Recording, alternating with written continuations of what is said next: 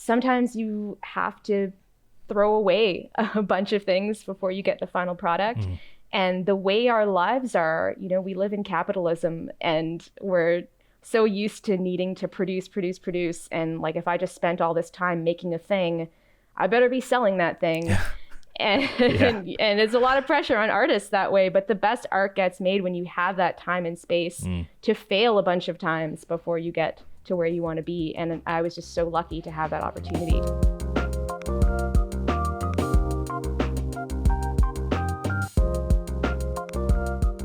Well, hello and welcome to another episode of the Release Day Series podcast. I'm your host, Alex Heward, and it's so awesome to do this show.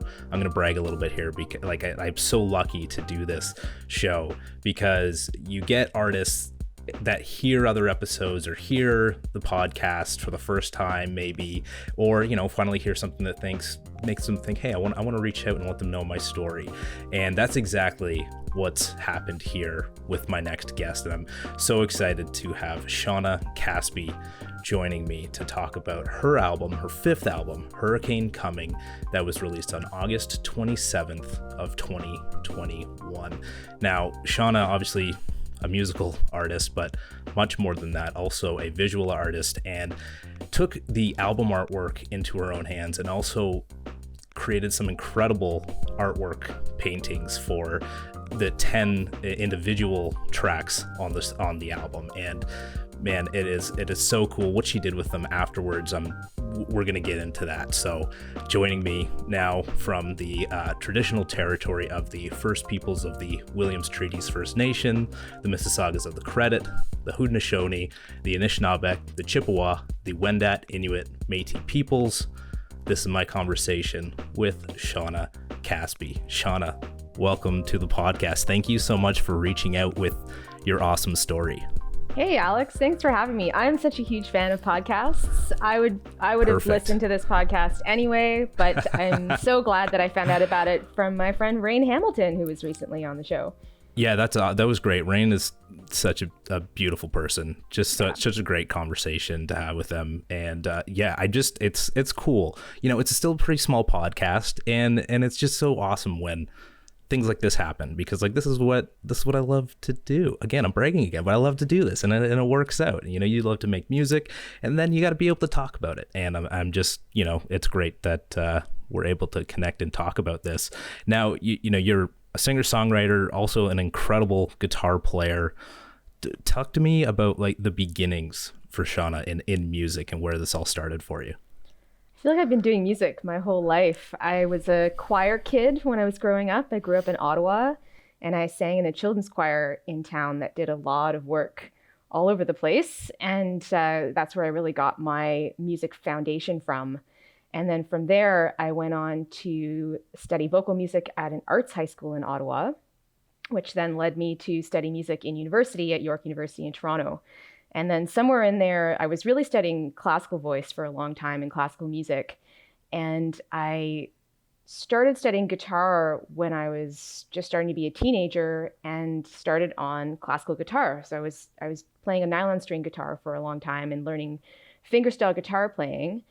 And then when I went to university, I continued doing that for a little bit. But somewhere in high school, when I was a teenager, I started writing songs. And the Ottawa folk scene at the time was really rich and had some great venues and places where people could play who were just starting out.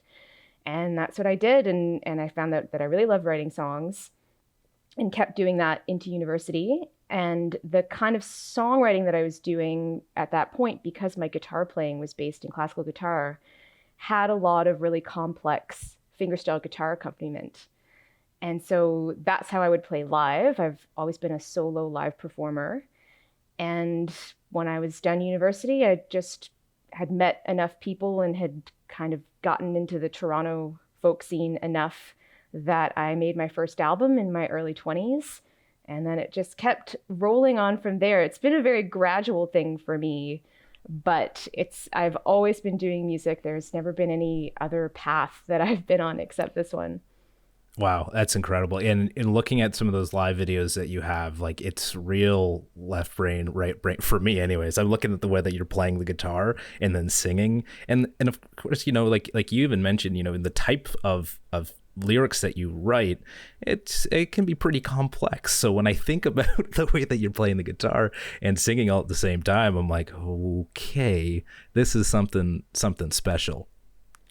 And I think part of growing as an artist and making more albums over the years has been a process of taking those things that make my music unique, whether that's the really poetic lyrics or the complex guitar accompaniment or them together, but also simplifying and keeping that essence, but making it something that's more accessible. Because certainly if I were to go back and listen to the first album I ever made, which is pretty brutal to do, I can see how it might not be quite as accessible to audiences as maybe what I'm doing now, but I think that's just like what you do when you're young, and then you just build on that. You got to take the leap, right? You got to try it, and you've got to get in, and you've got to make mistakes, and you got to grow. Because you can only, if you look back and you thought my first album was the greatest thing I ever made, I can't ever develop further from that. Then, well, good for you, but I'm still making mistakes and learning from them and growing. I think we all are. Yeah. Well, and you know what I actually really, love about listening to your album here, Hurricane Coming, is it's just like the environment. It's like what I was mentioning with Rain's album, Brave Land, as well, right? I love that it's that singer, that folk type, but there's something about your music as well that just is very enveloping. You're kind of present with it, and you feel, just the way that I think you kind of are. I don't know, I guess progressing in that way as well, and being able to hook in your listener and making them feel like a part of your music. I'm really glad you felt that way about the record. That is definitely something that I wanted to build and to create, that soundscape in that world with this record. Mm-hmm. And to have it still be when I made the album, the main goal from the start was just make something beautiful. Yeah. And to have it be a soundscape that's really engaging and all encompassing, but also be intimate and close up was what I was going for. Yeah, definitely. And I'm just going to read a bit, just a quick about the album, because I'd love to if you could expand on it a bit. But sort of what you've written about it is: a story unravels. It begins with a breakdown, a vow to leave the past behind, then pauses for reflection, asks questions of trust, comfort, and belonging, follows the search for strands of gold to conversations with old flames, through the swell of confidence that comes in the course of healing, and ultimately to the acceptance of love and moving forward. Heavy, a lot happening in this album. How do you take those emotions, and is it easy for you to take those emotions and put them down on paper? No. It's taken a lot of work, and in particular for this album, it took a lot of internal work. The description that you just read is actually the story of each track unfolding on the album. So this is one of those albums where the track listing is really important, and it really is a full album from start to finish. And I feel like that journey is part of it. And so when I was writing this album, I did the bulk of the writing in late 2019, early 2020, just within about 3 or 4 months. Which is unusual for me. Usually there's a lot about this record that I did differently than past albums. And in this case, compared to the past, when I was really just making records because I had written a bunch of songs, I was playing them live on tour, and people were asking for those songs on recording, and I wanted to give the audiences what they wanted. So I would make a record of whatever songs I had written. But in this case, I wasn't making an album for anyone. I was just trying to make something beautiful. And one of the main goals was to make a really cohesive sounding album. So in writing most of the songs within a really short period of time, and in deciding to make an album before all of those songs were finished, that was new for me. And it was all part of the constructing of the album and of the sonic landscape and of the feel of the album. And to have that all be really in sync. That the fact that I was writing so many of the songs all in one condensed period of time had to do with that. But I was writing the album after a period of being on the road for a really long time. I had toured my previous album for way too long and way too hard. And I really kind of lost myself in that process. I forced myself to take some time off. I came home to Toronto. I took a little bit of a break from everything and really just focused on writing. And I will have to shout out the Toronto Arts Council for giving me a creation grant that allowed me to do that and allowed me that time and space. And it was really interesting to see what happens when you just stop everything and sit in solitude and sit in silence with yourself. And for me, you're right, it's already uncomfortable. That's gotta be pretty scary. Yeah. It's scary, it's uncomfortable, it's uneasy. And I just took all of this time to reflect. And I realized that I had been spending all of this time running away and running to the road and just distracting myself and really numbing myself to a lot of things. And to have to come back and sit in those feelings and sit in that darkness, that was a big part of the process. And it required a lot of internal work, a lot of reflecting on my history, who I am, how I am in relationships, and what kind of work I need to do, and just peeling apart myself and being really honest and really vulnerable. And it was not something that I was particularly good at or used to doing. So it took a lot of work to do on this record. And I feel like this record is my most personal and my most vulnerable. Well, you can feel that. I'd love to just hone in on the song Echo, because that song really hit me. Can you tell me a bit more about that song so I just have like more of an understanding of it? Because it's absolutely beautiful. Thank you. I really love that song too. It was one of the co-writes on this record. I wrote 3 songs with my producer, Joel Schwartz. And I had not done very much co-writing before. So that was a new process for me, and a really scary process, because with co-writing, I was so used to writing songs alone and just taking all of that time to craft them and edit them. And then by the time I release them to the world, I'm happy with the way the song sounds. Yeah. But when co-writing with somebody, you have to, again, be vulnerable and be willing to show parts of yourself and parts of a song to somebody else in a messy state. Yeah. And that's pretty scary. So I think that process made those co-write songs even more honest and even more intense. And it was cool to see how in the process of writing with another person, even though we're 2 different people, we're bringing 2 different perspectives to the table, to see the commonalities that we have as human beings and to see the things that we can both relate to. And in this song, I think Joel had sent me some melodies. He's quite good at writing melodies and not as keen to write lyrics as I am, and I love writing lyrics.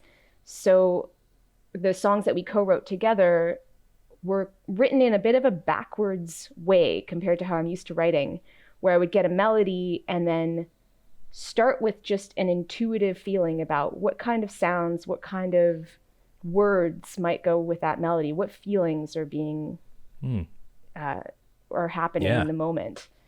And Echo in particular, I would describe as the most painterly song on the album. And what I mean by that is it started as kind of a haze and a wash of just colors and sounds and melody. And then the poetry just crept in, and I kept building upon that. And I when I was writing the song, I was really picturing a scene in my head, and I was just continuing to fill in the details more and more as the song built. And the arrangement of that song reflects that as well. It's got a really colorful and vibrant musical arrangement. Echo is the song that the title of the album came from, Hurricane Coming. And also what inspired the cover art for the album. So the whole album has this feeling of, there's a lot of storms, there's a lot of weather, there's a lot of unraveling, and also this feeling of a bit of discomfort and a bit of dis-ease, and sitting in that in the moment before something really big happens. Yeah, that's so cool. It has that effect. It's a big song. It's a big, like I said, it's beautiful. It's a big song, great harmonies, and just kind of those vocals that come in underneath yours as well. One of the other things about this record was I never expected to make it. I was kind of feeling discouraged after my previous album and also just being so burnt out after touring it for so long. And then right before I made this record, I went to the Banff Center and I did their Singer-Songwriter Residency and met some amazing people. And also going there and going through that program was another process of just opening myself up and being more vulnerable and improving my relationships with people. And so I met two amazing singers in Banff, one who lives in Toronto and one who lives in Alberta. And I asked them to sing the harmonies on the record, and it was one of the last things we recorded. And by then, everything in Toronto was on lockdown. It was some of the darkest, saddest times. It was the dead of winter. Yeah. And just to hear those two voices that I remembered being so beautiful in Banff show up and be brought into the album was one of my favorite moments. Wow, so cool. Just like that, again, it's just like the biggest thing with that I, in these conversations, that connection, that power of connection that we are able to find still, as much as we feel disconnected. And I agree, it was dark, and I could only imagine for, a musician whose sort of livelihood has been put on hold and for unsure about for how long. The real story that's come out of these is how people have been able to connect still and work together in ways just like that. You talk about, Echo kind of being painterly and where the album artwork kind of flowed from. And that was one of the really cool things that really stood out to me when you emailed me. So you did 10 original paintings with the album artwork, but 10 original paintings, each inspired by a song on the album. How did you bring those to life? Did you put each song on and just start painting how you felt with the song? So the whole idea for that came from the fact that I had painted the album artwork for the cover of my previous album. Okay. And before that, I've been painting now for about 10 years. And I started painting these really tiny, very literal landscape photos of places that I would see on tour. And I just kept doing that and getting better at it. And I was selling those paintings. And so I had gotten into painting. And then when I went to paint the cover of my album Forest Fire, I decided to try for the first time to paint in abstract. Cool. Which I had not done. Yeah. And it was a bit of an exploration. It took a long time, for one painting to be the final one. It took, several tries to get there and a lot of time. And so when I was thinking about this record, I thought, well, I'd really love to paint another cover. It'll probably be another abstract cover, so that'll take X amount of time. And then when I was thinking about it more, I was considering what kind of formats albums are coming out in now, because I've been printing CDs all this time, and CDs just felt like such an antiquated, obsolete thing to do. I know some people would still want CDs, but personally, I was already not able to play CDs on any of my devices at home. Right, yeah. So what kind of format could I release this in? So I thought it would be cool if I had a postcard option where you could buy the album as a postcard. It would have great artwork on it, and it would have a download code on the back. So you could either just keep the postcard and put it on your fridge, or you could send it to someone, or whatever you wanted to do, and then you would have the digital track. And so when I got to that point, I thought, well, what if every song was a postcard? You might as well keep going. Yeah. Right. And I thought about how long it took to do that one painting, and could I do this for 10 songs? And it seemed far too ambitious. And I wrote it into this Canada Council grant that I was writing at the time, and explained what I wanted to do, and how much it was going to cost and how long it was going to take, and it was all part of this whole album. And I was shocked to receive this Canada Council grant, which again, I would have to shout out to them, because it gave me that time, the time and space to do that. I don't think could have happened without that funding and without the time that I had at home alone because of the pandemic. Because a lot of the painting was done during those lockdown days. And it was really just, I had all this time on my hands. I was doing a lot of experimenting with different abstract painting techniques. I was watching a lot of YouTube videos, some different instructional videos, and making a lot of mistakes. And so to focus my abstract painting, it was a combination of intuition and feeling, where, you know, a song would feel like a certain color or have some kind of compositional visual element that would just pop into my head. And so that was the experimental and intuitive part. But I felt like I had to focus it in some way. I couldn't just let it run wild. So in order to impose structure on each of those paintings, each painting is also inspired by an art or craft form. And each of those art or craft forms is a kind of art that felt really hands-on, like handmade, really grounding, really home-based, because those were also feelings that wove through the record. So for example, I have a song that's very lonely and very quiet and very much about home, called Leaving Came Easy. And the corresponding painting that I made for that was also inspired by quilting. So it kind of looks like a quilt.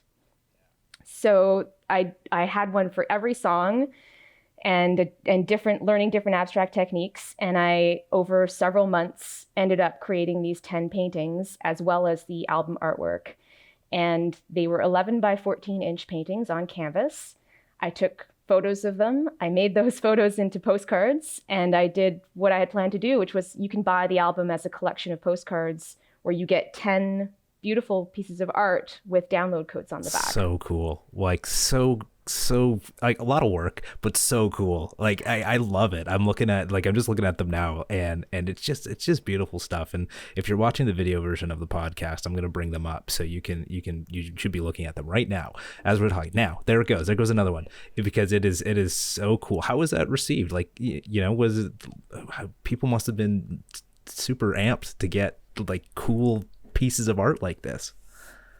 Yeah, people were really excited, and I think it was my most successful crowdfunding campaign too. Like, a lot of people pre-ordered this. Awesome. And when they got it, you know, they were sharing them with people and mailing out the postcards. Awesome. And then once the album was released, because again, I was releasing this album in August 2021, when I still didn't have touring back, which usually I would put out an album and then go on tour. So I had to think of creative ways of getting people excited about the release and keeping that momentum going. And one of the things that I did was, once the album was out, I auctioned off the original paintings for all of those postcards, and people got them. Was that hard to do? Was that hard to let go of those? Great question, because I asked myself that too. And it's funny because I live in a really small apartment in Toronto, and I had nowhere to put. Okay. It was something like 13 paintings at the time. And I had started just randomly hanging them on my wall. And it had, several months went by between finishing the paintings and releasing the record, almost a year in some cases. And so I had spent 6 months to a year staring at these paintings every day in lockdown. And by the time I was done, I was ready. I was ready to release them into the world. Yeah, definitely. No, that's cool. I mean, I'm sure there's a part of that is like, I would love to hold on to these, but or I could sell them, because right now that funding is at a premium as well. But no, that's so cool. And have someone else enjoy them. Have somebody else enjoy them, and they're like I said, they're absolutely beautiful. What a great idea. Now that also feeds into a little bit of your music videos as well, this kind of idea of different art styles. So your music videos for Lalo, Shadow, Wait Love, and Echo all had you worked with different visual artists to create amazing visuals for the music videos. Again, like it's something, it's so cool. I mean, I know all artists really need to do is sit down and kind of brainstorm ideas, but when you thought about, I guess, the way you're going with the postcards, did the idea for these types of music videos come into mind afterwards? Yeah, I'll tell you how that happened. Part of it is actually because I spent so much time watching YouTube videos to learn about abstract painting. There's this chunk of YouTube that is just full of people with overhead cameras doing things, and you can watch them and learn instructional videos. And they're really mesmerizing to watch. And so after watching so many of them, and some of them just have, plinky plunky music in the background, and I thought, well, I kind of enjoyed watching these art videos. What if my music was playing and somebody was making art? Would that be compelling to someone to watch? And so when I was planning these single releases and what I was going to do with that, I knew I wanted to have video content for this release because it's so important now. You got to have videos. I wasn't really keen on lyric videos. I knew I probably wasn't going to make like a big video production like, we used to do in the 90s. So I knew it was probably going to be lo-fi, but I wanted it to be something cool and unique. And when I got the idea to do these art videos, and I knew I could involve other artists, that made me even more excited. I think especially because it had been so long of just me trying to finish this record alone, and writing the press releases, talking myself up, talking about myself, and finally I could pump up some other artist. That made me feel really excited. So I took the art forms that I had used to impose that structure on the abstract painting. So in the case of those 3 songs, it was alcohol ink art for Lalo Shadow, wood burning for Wait Love, and collage for Echo. And I found 3 artists who I knew who worked in those art forms, who were willing to jump into this idea with me. They filmed themselves creating art, and I created these videos where you get to watch them make their art, and then my songs playing in the background. So cool. And it's so awesome to see this artwork come together. Yeah, they do. So Lalo Shadow is an artist from Kelowna, BC. Linda Norman, another Ontario artist for Wait Love, Saskia Tompkins, and Echo was an artist from Almonte, Ontario, Jennifer Nixon. There's going to be links. There are links to those videos in the show notes, and I highly encourage everybody to go check these out. And Shawna, just like so creative, such a cool way to promote and just do something different for the release of your music. I mean, it's so cool. You got to be pretty proud about the way that this whole thing is rolled out. I'm quite happy with it, and it's always nice to do something outside of music, because again, I just do music so much that painting was a great outlet to still be creative, but to do it outside of music. And to do something new, to have that time to experiment, and to have all this time to fail. That was such an important thing on this album, whether it was songwriting or making art. Sometimes you have to throw away a bunch of things before you get the final product. And the way our lives are, we live in capitalism, and we're so used to needing to produce. And like, if I just spent all this time making a thing, I better be selling that thing. And there's a lot of pressure on artists that way. But the best art gets made when you have that time and space to fail a bunch of times before you get to where you want to be. And I was just so lucky to have that opportunity. Totally. And a lot of, there's going to be a lot of wherewithal too on your part to understand when it's kind of ready. Maybe it's never ready, but at least it's to a point where you're comfortable with putting it out there. You're now out touring again. I think you just got back from a tour. Is that kind of kicking up for you again, live music? I wish I could say it was, but it's still really slow going. I was really fortunate, and I had a couple of amazing shows just recently, which were my first live stage shows since the pandemic, which were incredible and weird and anxiety ridden at times. But, I would do it every day for the rest of my life if I could. It's been hard to get back into the swing of that. And that's been one of my biggest challenges as an artist during the pandemic.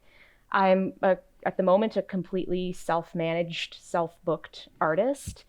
And that's always been really, really hard.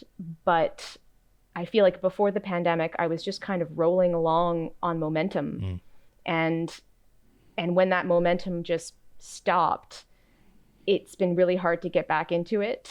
The cycles of tour booking, I just have not been favorable for me yet.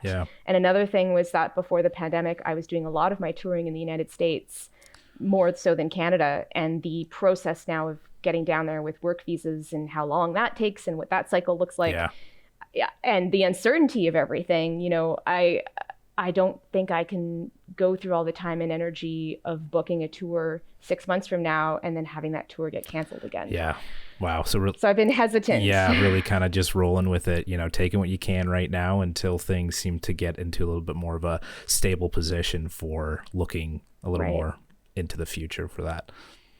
Well, again, a beautiful album, Hurricane coming, such an awesome rollout of visuals. Again, what Release Day is all about is talking about what the artists are doing to help release their music. And I really hope that this has inspired musicians to think about their releases a little bit differently or approach it in a way that is, a little bit more creative or, friendly to their audience, things like that. Shawna, really inspiring. Thank you so much for joining me on the Release Day Series podcast.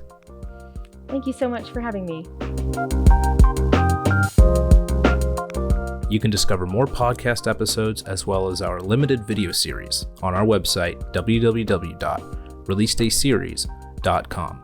And if you'd like to support the show, we've added that option to the website as well. Send us $1, $3, $5, whatever you'd like. Any support helps. But most importantly, we appreciate you listening and sharing the podcast.